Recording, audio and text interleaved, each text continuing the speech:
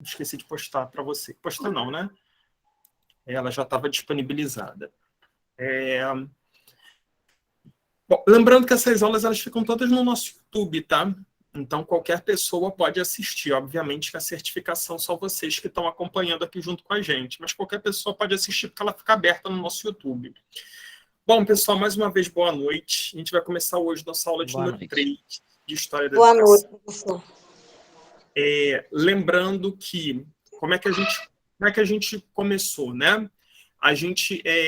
Esse curso de História da Educação, obviamente que a gente não vai conseguir falar de toda a história da educação, desde os primórdios até os tempos atuais, com detalhamento, né? A gente não vai conseguir falar de 5.000 anos de história em 8 aulas de 1 hora e pouca.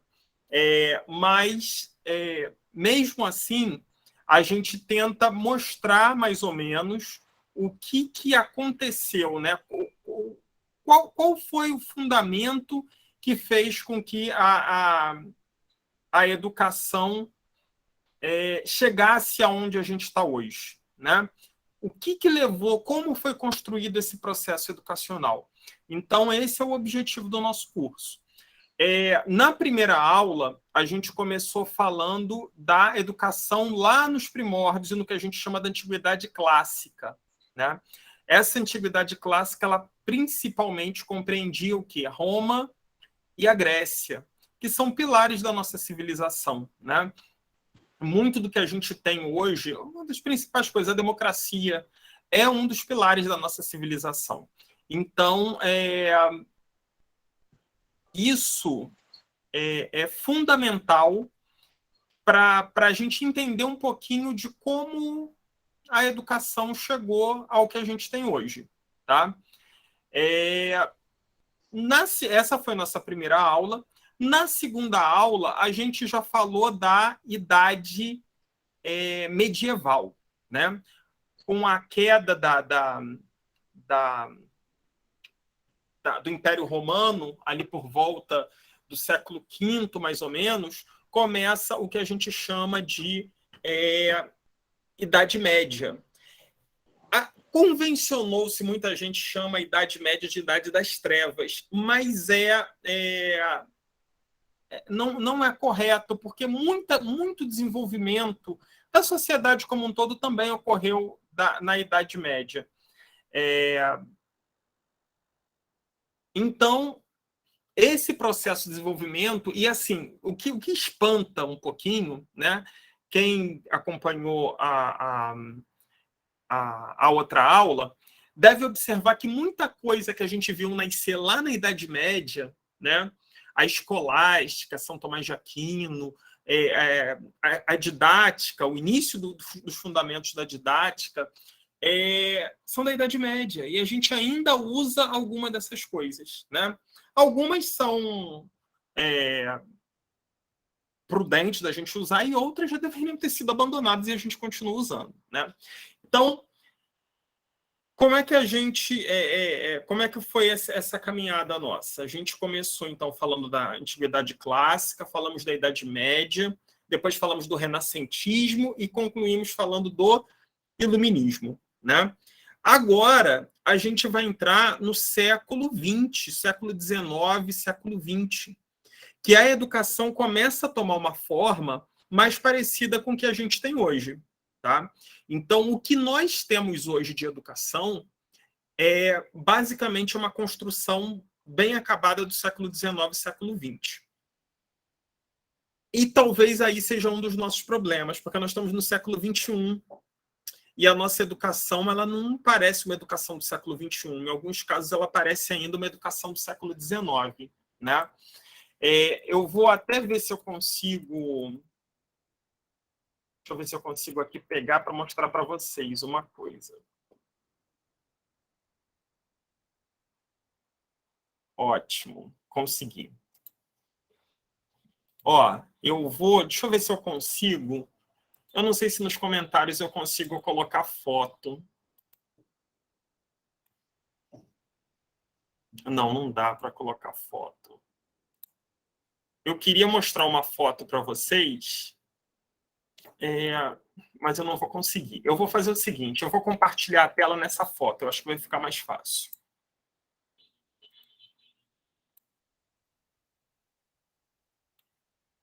E vai ilustrar um pouquinho o que eu quero falar para vocês. Olha aí o que eu estou querendo falar. Isso daí, gente, é uma sala de aula no século XIX. Tá? Vou aumentar ela aqui, vamos ver se eu consigo. Não dá. Essa daqui é uma sala de aula no século XIX. Aí eu paro para vocês e pergunto, o que tem de muito diferente de hoje? Ó, os alunos sentados em cadeiras, o professor lá na frente, o quadro, o professor falando, todo mundo prestando atenção. Isso é uma sala de aula de 2 séculos atrás. Hoje você ainda tem algumas possibilidades, né, de aulas diferenciadas em alguns lugares, mas no todo a gente ainda trabalha muito com isso daí. A gente Exatamente. reproduz essa estrutura de sala de aula de 2 séculos atrás. Com o seguinte detalhe: as crianças nascem já na era digital. Quem tem criança pequena sabe como é que é. Com 2 aninhos de idade já está com o dedinho assim na tela do celular, ó. E se bobear, ensinam vocês a usar. Vocês não, a gente, porque eu também, se bobear, criança ensina. Porque eles nasceram numa era digital. É E aí, verdade. olha que coisa surreal. Olha como é que é surreal a situação. Eles são digitais, porque eles nasceram numa era digital, mas a sala de aula é do século XIX. Olha que absurdo, né? Então, isso é também uma maneira da gente refletir sobre a necessidade de mudança da escola, de adaptação da escola aos nossos tempos, tá? Então, hoje a gente vai falar sobre a educação no século XIX, no século XX. Essa foto aí, né? A gente vai comentar sobre a educação nessa época. E na aula que vem, aí a gente vai falar dos desafios da época atual, né? Aí a gente vai ter que falar do que é essa educação no século XXI. Né? Aí depois a gente volta no tempo para falar da educação no Brasil. A gente fala da educação no Brasil colônia, no Brasil império, na República e tudo mais. Mas hoje vamos tentar entender o que nos trouxe até aqui. Porque a gente começou falando de antiguidade, Idade Média, renascentismo, iluminismo. Então agora a gente vai entender um pouquinho da educação no século XIX e no século XX. Deixa eu compartilhar com vocês.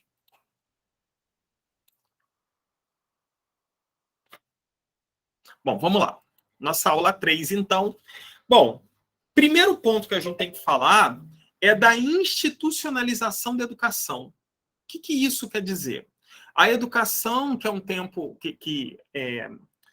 na época passada, né, do que a gente está falando ali no período da Idade Medieval, da Antiguidade, ela não era algo institucionalizado, ou seja, não haviam instituições específicas para a educação.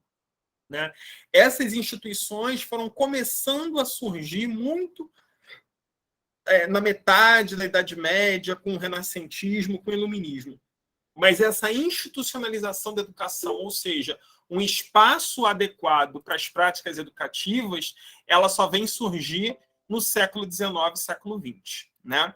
Então, ó, a ascensão do pensamento iluminista, que a gente viu na aula passada, na Europa do século XVIII, provocou uma nova concepção escolar, predominantemente laica e liberal. O que é educação laica? É educação que não se mistura com a religião. Né?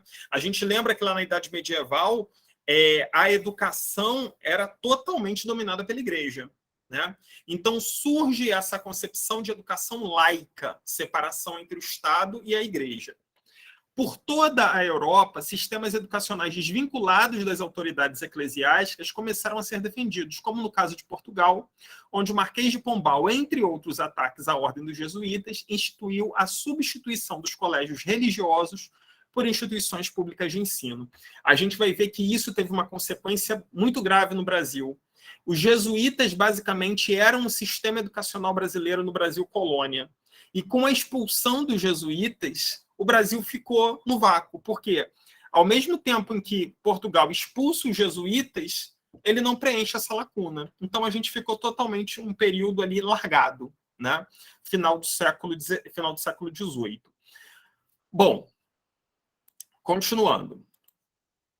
Surgiram assim, com essa institucionalização da educação, começam a surgir as divisões entre as esferas. Então, você tem o que se chamava, o que se convencionou chamar de jardim de infância, o ensino fundamental, o ensino secundário, o ensino superior, bem como as escolas politécnicas, que tinham a formação tecnológica. Então, a partir dessa institucionalização, começa a haver essa divisão. E a gente vai até falar da questão do jardim da infância, né? No finalzinho da aula a gente vai falar das tendências pedagógicas e aquelas que viam a criança como um adulto em miniatura. Então, o jardim da infância era essa concepção, era como se fosse uma flor que você regava e ele iria crescer. Então, essa concepção de educação era que começava a permear ali o início do século XIX. Tá bom? E é daí que começam as divisões dos níveis de ensino das esferas. Qual era o contexto da época? Delineavam-se, nesse momento, sociedades capitalistas em franco crescimento. Você tinha a França crescendo, a Espanha, Portugal. Portugal já não estava crescendo tanto, né? Portugal foi mais na época das grandes navegações ali. Mas França e Inglaterra estavam a todo vapor, a Alemanha se reunificando, a Itália se unificando, nas quais, após a Revolução Francesa e a Revolução Industrial, era possível observar o crescimento do poder representado por uma burguesia ascendente, que havia permanecido à margem no antigo regime.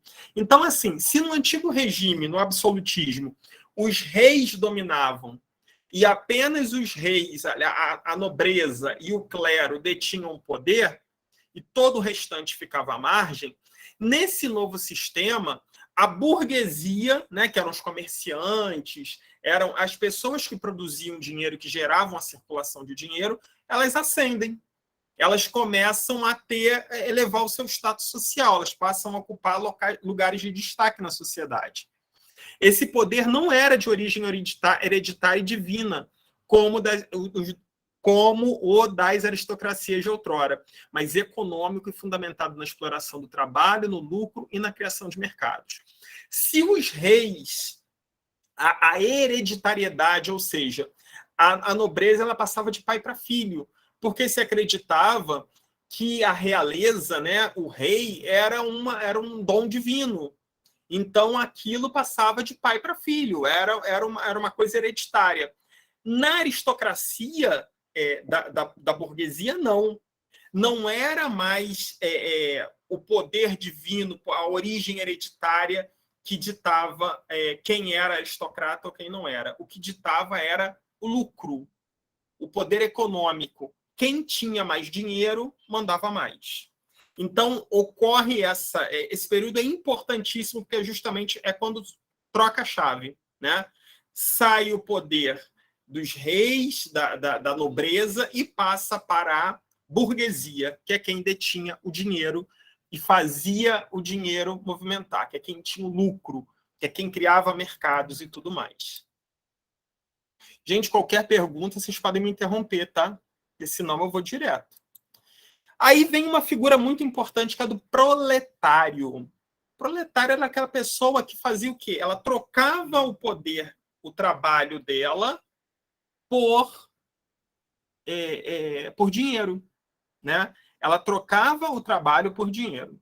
Então, vamos lá. Entretanto, à medida que os fundamentos aristocráticos do antigo regime davam lugar aos mesmos valores liberais que haviam instigado a Revolução Francesa, não se viu uma emancipação das classes menos abastadas.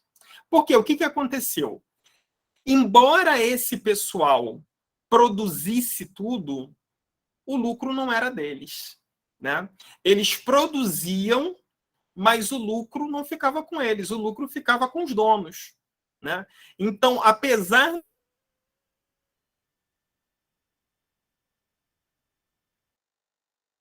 realmente o lucro, esse lucro não era deles.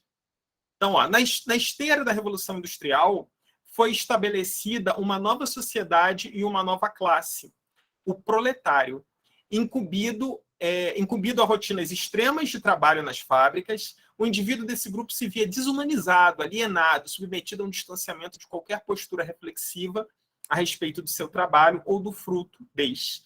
Ou seja, era alguma coisa automática, a pessoa só trabalhava, e por mais que ela trabalhasse, ela nunca iria sair daquele modelo, né?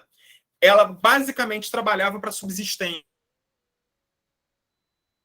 E com a força do trabalho dela, se emancipar. Ela vivia totalmente presa e era mais ou menos como aqui se fala, não tinha qualquer postura reflexiva, não tem a questão, eu vou exigir meus direitos, não tinha isso. A pessoa simplesmente era alienada, ela trabalhava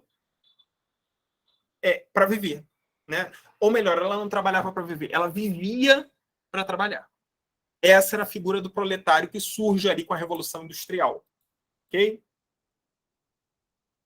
Diversos pensadores se mobilizaram para teorizar acerca desse estado de coisas. Aí a gente tem Proudhon, Mikhail Bakunin, Karl Marx, todos esses, né, eles pensavam justamente sobre essa figura, essa relação entre burgueses e proletários.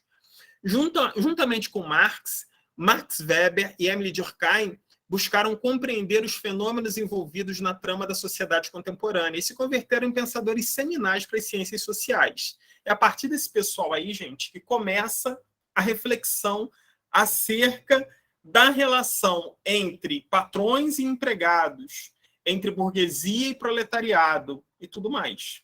A busca por compreender fenômenos e sistematizar conhecimentos foi em grande parte influenciada pelo pensamento positivista de Auguste Comte, um filósofo cuja doutrina se baseava em colocar as ciências no primeiro plano a fim de esclarecer como funciona a natureza e o ser humano. A via do cientificismo apontava, então, um caminho para o entendimento do mundo que o conhecimento religioso e a especulação filosófica não haviam ainda fornecido. O que Auguste Comte ele traz de contribuição? Até então, tudo era explicado a partir ou do conhecimento religioso ou da especulação filosófica.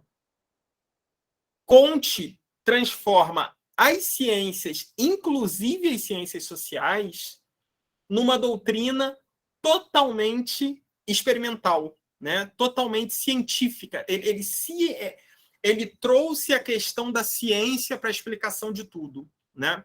Então, esse pensamento cientificista foi a base para o início do desenvolvimento das ciências, e principalmente as ciências sociais, com Proudhon, Bakunin, Karl Marx e uma série de outros pensadores que vão pensar não apenas a educação, mas a sociedade. A educação universal que os Estados europeus buscavam instituir refletia um mundo em transição. A formação escolar de épocas anteriores havia se dedicado a inculcar uma grade de conhecimentos clássicos, vocês vão lembrar, né, o trivium e o quadrivium das artes liberais, nos estudantes, e apenas equipar um grupo seleto de indivíduos para atividades intelectuais especializadas, valendo-se das universidades. Agora, após anos de contínua experimentação, incluindo as propostas de Comênio, que a gente viu lá na última aula, Le Pelletier e outros, buscava se estabelecer um regime educacional capaz de produzir cidadãos preparados e produtivos. Olha a mudança de chave.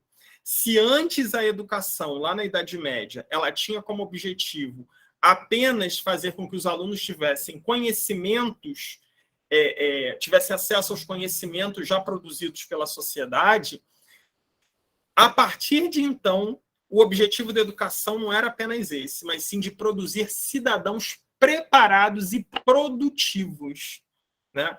Porque a gente tinha uma sociedade em franca expansão, né? A indústria explodindo, nascendo, produção em série e tudo mais. Era preciso ter gente preparada para isso, né? E aí vem o positivismo, né, de Comte. Enquanto avançava o século XIX, o pensamento positivista de Comte estabeleceu uma estreita relação com os projetos nacionais de educação. Positivo designava o conceito de real e se referia ao último estágio ambicionado para o desenvolvimento humano. A educação formal era um dos pilares do pensamento positivista, pois esperava-se que, por meio do processo educacional, o ser humano deveria ser removido do pensamento teológico, que caracteriza a infância, avançando para o pensamento racional, que os positivistas situavam como o segundo estágio de desenvolvimento humano e social, ou a fase metafísica.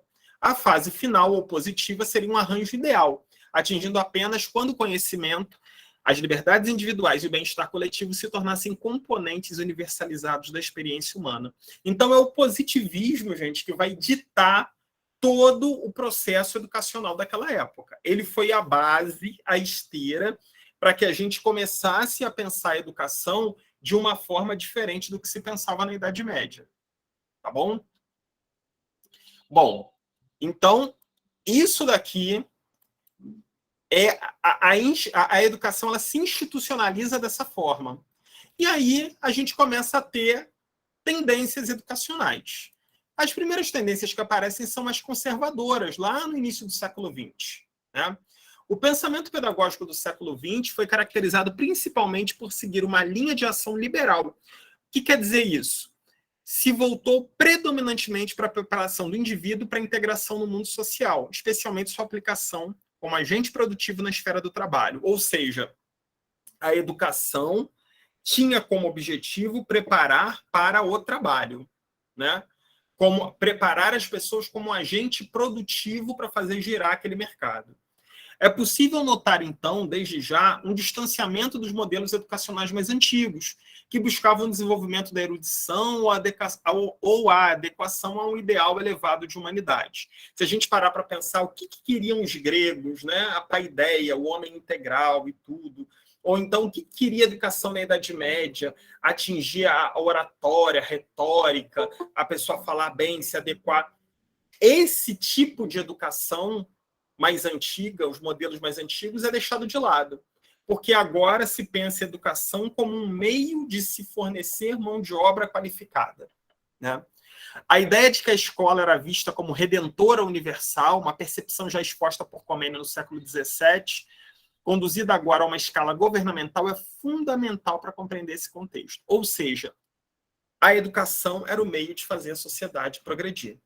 Né? Ela era redentora. Através dela, a gente conseguiria tudo. Essa ideia é alimentada muito aí.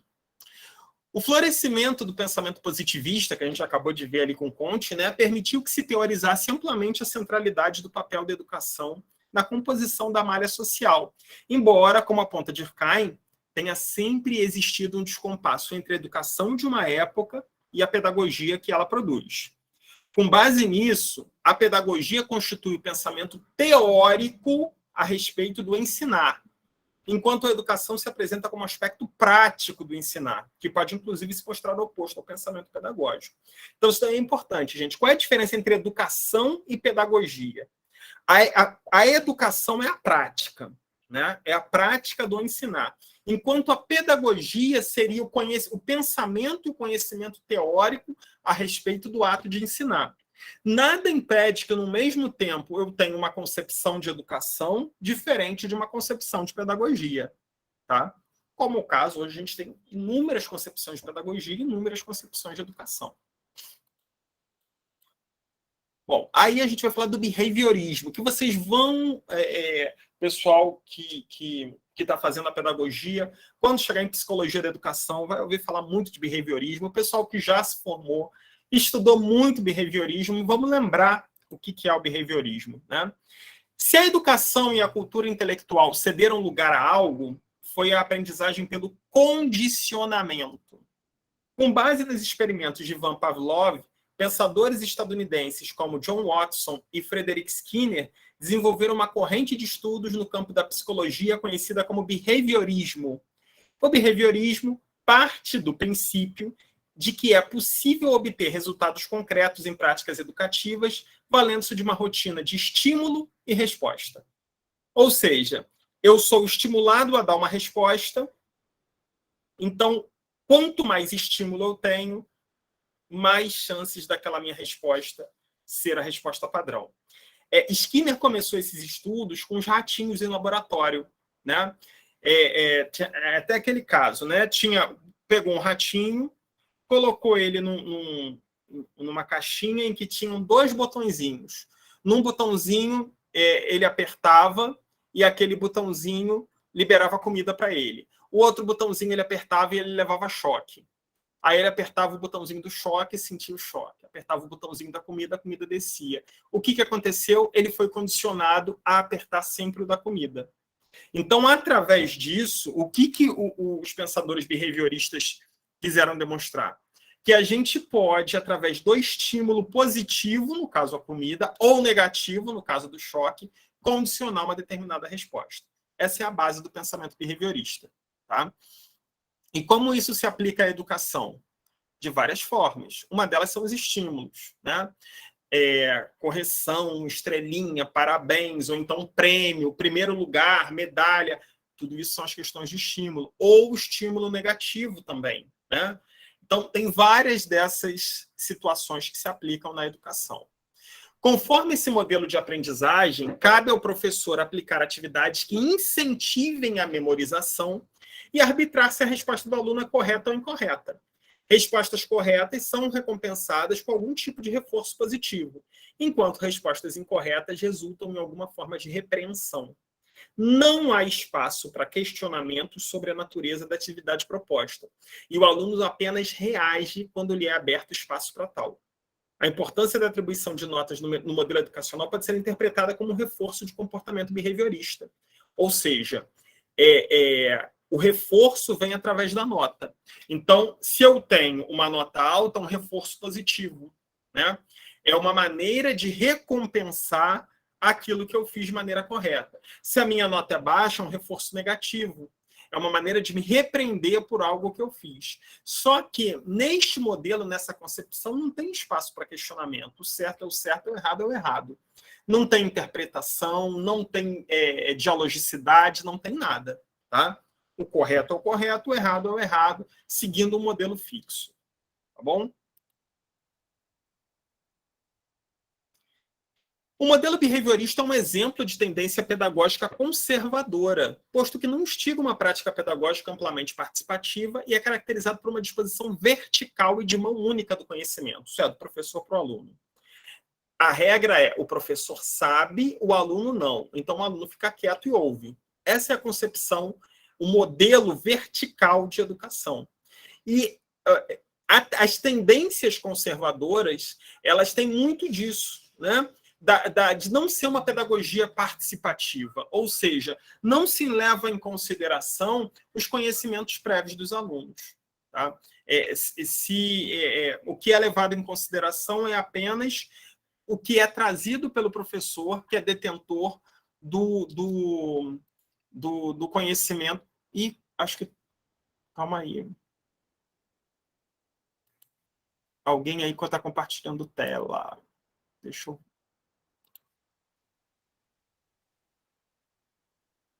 Não, calma aí, gente.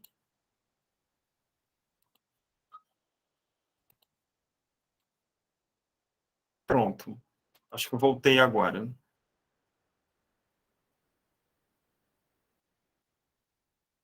Pronto.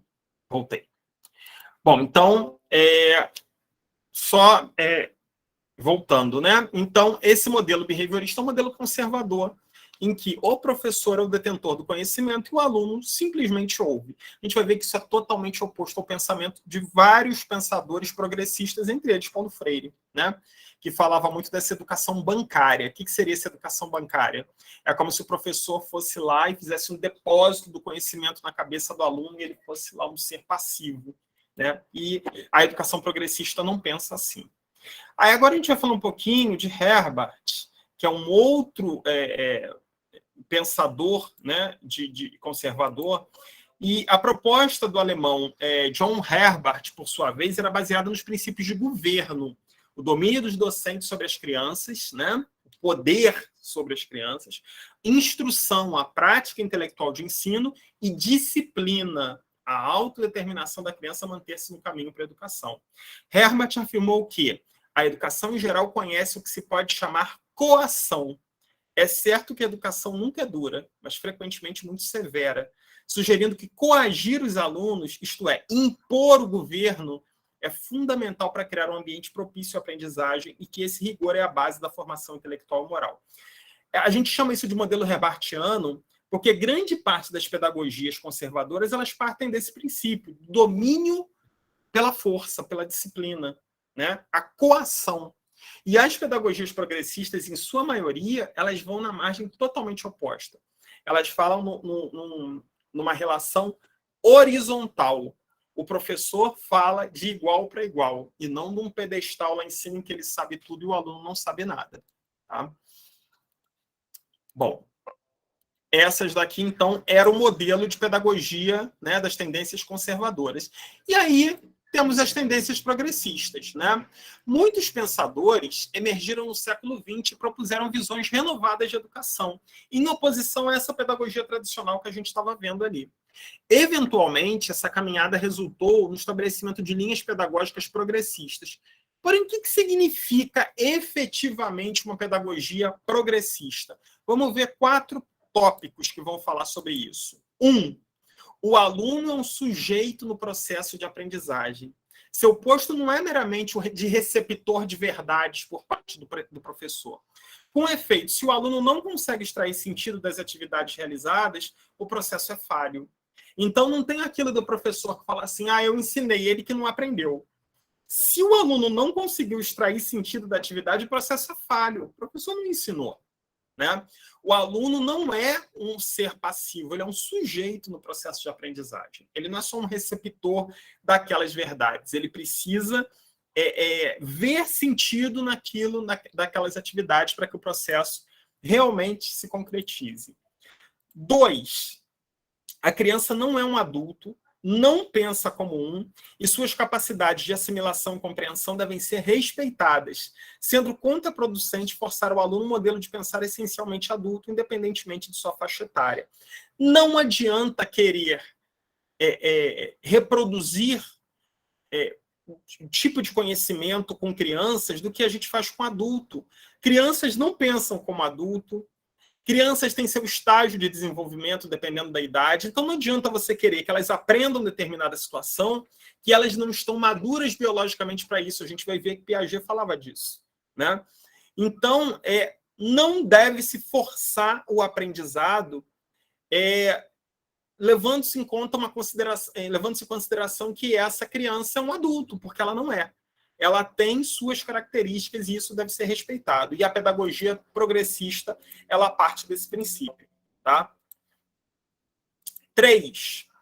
A experiência constitui uma forma de aprendizagem mais significativa que a memorização.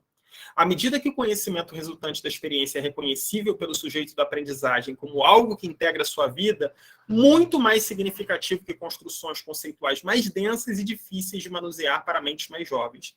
O que isso quer dizer? Para as crianças, para os mais jovens, é muito mais fácil entender na prática do que memorizando.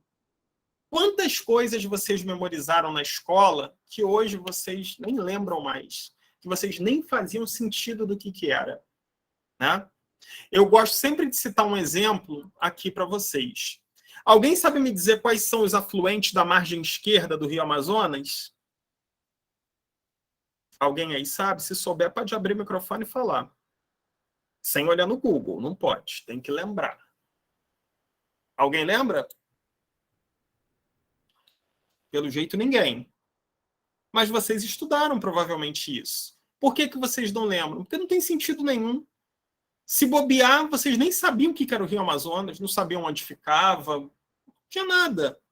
Então, essa questão de memorização não tem muito sentido quando você pode trabalhar de uma maneira mais significativa para o aluno, na constituição da aprendizagem. Você quer falar sobre rios? Vamos falar do rio que passa aqui, ele está poluído, observe de onde vem essa poluição, qual é a importância desse rio. Então, as pedagogias progressistas, elas têm essa concepção de que, mais do que a memorização, a experiência, inclusive a experiência já trazida pelo aluno, é muito mais importante. Tá? E 4º ponto, a educação não é algo apenas para o indivíduo, tampouco é feita apenas pelo indivíduo e por meio de seus ímpetos, mas se desenvolve e encontra seu propósito maior nas relações entre o indivíduo e a sociedade. Ou seja, a educação não tem um aspecto individual apenas. A educação, ela é para a sociedade. Educa-se para a criança e para a sociedade. Essa é uma das concepções da pedagogia, das pedagogias progressistas. Né? em oposição às pedagogias conservadoras, que veem a educação como um processo individualizado. E aí, agora, gente, a gente vai falar de alguns pensadores progressistas, muitos a gente vai rever várias vezes, né? Mas a gente vai ouvir falar de alguns. Ó, entre outros pensadores de visão reformista, em conformidade com os pontos apresentados, o suíço Adolf Ferrier foi um pioneiro da educação progressista e fundador do movimento da Escola Nova em 1921. Quando a gente vier a falar do Brasil, a gente vai voltar a falar da Escola Nova do Brasil, né? Esse movimento escola novista, ele surge com Adolf Ferrier lá na década de 20. Esse movimento chega no Brasil logo depois, né? Sua proposta parecia certamente inovadora em contraste com a estrutura institucionalizada nas salas de aula tradicionais. Distante da proposta intelectualista e disciplinadora de Herbart, Ferrier propunha que a criança tivesse liberdade para assimilar o conhecimento pela via da exploração e que desenvolvesse sua criatividade com base em atividades práticas. Então, sai daquela concepção de coação de Herbart para vir com essa concepção de exploração, né, de prática, de vivenciar o conhecimento. Então, percebam como é que foi uma mudança brutal, né? Era assim que começava a Escola Nova ainda na década de 20, né? Década de 20 do século passado. E aí agora a gente vai falar de 5 grandes pensadores progressistas que ainda lá no século XX revolucionaram a forma como se entendia a educação e o processo educacional. Vamos começar com John Dewey. Outros pensadores de uma linha semelhante posicionaram-se mais ou menos contra o modelo estabelecido no século XIX, aquele modelo herbartiano, né? O estadunidense John Dewey foi um dos primeiros a tecer uma crítica das propostas tradicionais de Herbart. Dewey foi um filósofo que atuou em muitas áreas, incluindo teoria social, estética e epistemologia, tornando-se especialmente conhecido como um grande pensador das reformas educacionais do século passado. Para Dewey, a criança em processo de aprendizagem não era uma folha em branco, ou um indivíduo em estado selvagem a ser domesticado, incapaz de reagir ao ensino, recebendo informações e condicionamentos apenas. Muito da concepção tradicional via a criança como uma folha em branco, em que ali você começaria a escrever um monte de coisa. Dewey não via desse jeito. Ele entendia a criança como um sujeito de direitos ainda, já naquela época, né? E não era partir do zero. Essas vivências, essas experiências da criança faziam parte do processo de aprendizagem. Okay? A gente ainda vai falar mais de Dewey futuramente, vocês vão falar muito dele. Freinet, eu particularmente sou um fã de Freinet. A pedagogia de Freinet é uma das bases da minha pedagogia. O componente da experiência é um eixo crítico da aprendizagem para Dewey, bem como para outros pensadores de viés progressista, como Celestin Freinet. Olha o que Freinet dizia. A experimentação, sempre que isso for possível, que pode ser tanto observação, comparação, controle, quanto prova pelo material escolar, dos problemas que a mente se formula e das leis que ela supõe ou imagina. A criação que, partindo do real, dos conhecimentos instintivos ou formais gerados pela experimentação, consciente ou inconsciente, se alça, com a ajuda da imaginação, a uma concepção ideal do devir a que ela serve. O que Freinet queria dizer com isso? Era preciso vivenciar o conhecimento, né? O conhecimento é para ser vivenciado. O conhecimento não era só para ser transmitido. Então, o pessoal que faz o preparatório comigo, não o preparatório lá de Dias Dávila, o preparatório online, eu não sei se tem alguém aqui da turma, deixa eu ver. Acho que não tem ninguém, não. Eu compartilhei com vocês, com o pessoal, um livro de Freinet que, para mim, é a base do pensamento de Freinet. Pedagogia do Bom Senso. Eu vou compartilhar com vocês, eu só não tenho hoje porque eu estou com o computador trocado. Eu vou compartilhar com vocês esse livro amanhã. Me lembrem, tá? Amanhã de manhã vocês mandem lá, Alexandre, o livro do Freinet, que aí eu vou colocar para vocês. Leiam, não é grande, e assim, explica muito da proposta progressista de Freinet e das propostas progressistas como um todo. Tem uma parte que eu acho que é fundamental para entender tudo isso que a gente está falando, né? Eu não vou falar sobre isso agora, não. Vou deixar para falar numa próxima oportunidade, que é do rapaz que quer obrigar o cavalo a beber água. Se vocês lerem o Pedagogia do Bom Senso, vocês vão ver essa parte, vocês vão entender do que eu estou falando. Mais para frente eu vou voltar nesse assunto. Bom, Frenet, Piaget, né? Como a gente vai falar de educação sem falar de Piaget? Em contraposição ao princípio tradicional da fixação de informações pelas vias de memorização e quantificação dos objetos, propostas fundamentadas na experiência pressupõem que o contato direto com o objeto de aprendizagem, por meio de práticas críticas e criativas, proporciona um conhecimento mais relevante e estimulam a reflexividade. Com certeza, melhor do que ficar memorizando é quando eu posso interagir com o meu objeto de conhecimento, né? O aspecto da experiência também foi reforçado por Jean Piaget, que coloca o indivíduo em processo de aprendizagem como sujeito, o qual tem de equilibrar seus conhecimentos prévios com aquilo que lhe é proposto de novo, acomodando e assimilando esses saberes. Eu já tenho um determinado conhecimento sobre uma situação. Aí na escola eu recebo outro tipo de conhecimento. Eu vou assimilar esse novo conhecimento e vou acomodá-lo junto com o que eu tinha, até que eu chegue ao equilíbrio do novo conhecimento formado. Essa é a concepção de Piaget, né? O papel do professor nesse processo é predominantemente o de gerar tensão, pautando-se naquilo que o aluno conhece e, com isso, promover meios de estimular ou repensar. Assim, tensão? Como assim? Deixar a criança tensa? Não, é gerar a inquietude do conhecimento. O aluno acha que está chovendo porque tem muita água no céu. Então, eu vou entregar para ele um outro tipo de conhecimento. De onde vem essa água? Vou falar para ele que essa água nada mais é do que o vapor de água dos mares, dos lagos, dos oceanos, que vira vapor, chega lá em cima, se condensa e cai. Imagina a criança assimilar isso e ter que acomodar junto com o que ela já sabia. É assim que se dá o conhecimento, segundo Piaget. Bom?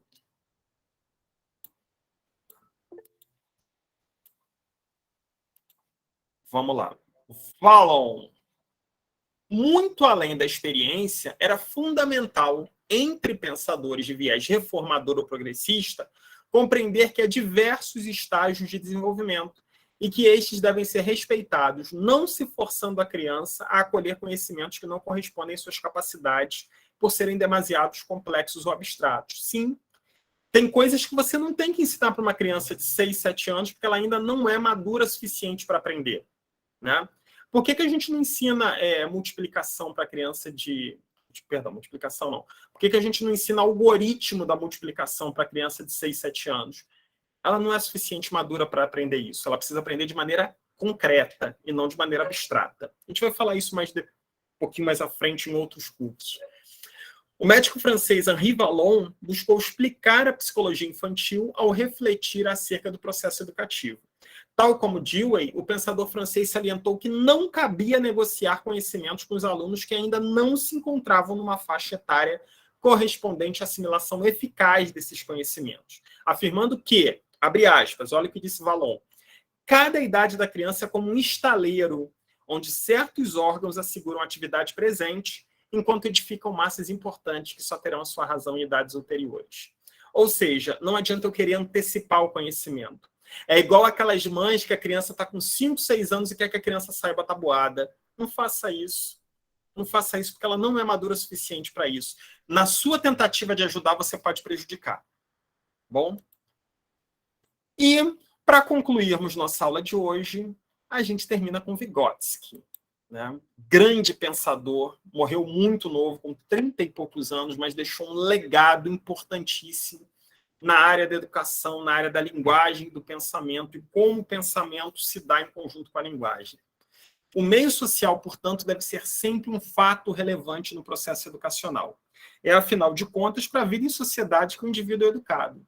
O pensador soviético Lev Vygotsky afirmava, com efeito, que é por meio das interações com a sociedade que o indivíduo adquire muitos de seus saberes e conhecimentos, tornando-se humanizado à medida que convive e empreende trocas com outros indivíduos. É o que Vygotsky ele traz essa concepção do interacionismo. A gente aprende interagindo com o outro. Assim, Vygotsky diz, né, o aprendizado é um aspecto necessário e universal do processo de desenvolvimento das funções psicológicas culturalmente organizadas e especificamente humanas. O ser humano, portanto, define-se no aprendizado e na assimilação de propriedades culturais e intelectuais, o que faz com base nas ferramentas que recebe com o passar do tempo, como símbolos e palavras.